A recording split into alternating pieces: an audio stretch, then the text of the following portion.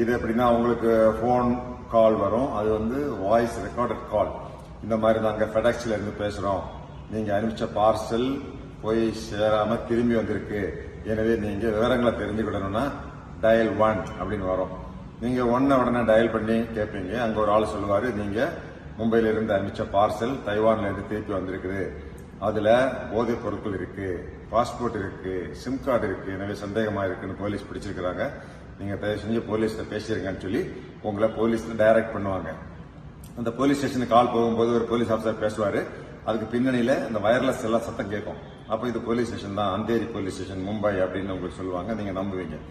அப்போ உங்களுக்கு விசாரிக்க வேண்டியிருக்கு, நீங்க இந்த மாதிரி போதைப் பொருளெல்லாம் கடத்துறீங்க அப்படின்னு சொல்லுவாங்க. இல்லைங்க, நான் அந்த மாதிரி எல்லாம் கிடையாது, நான் சாப்ட்வேர் இன்ஜினியரா இருக்கேன், இந்த மாதிரி வேலையெல்லாம் நான் செய்யறது இல்லைன்னு சொன்னாக்கா உங்களுடைய ஆதார் கார்டையும் உங்களுடைய பேங்க் ஐடியை வச்சு தான் இந்த பணம் எல்லாம் பரிமாற்றம் பண்ணியிருக்கிறாங்க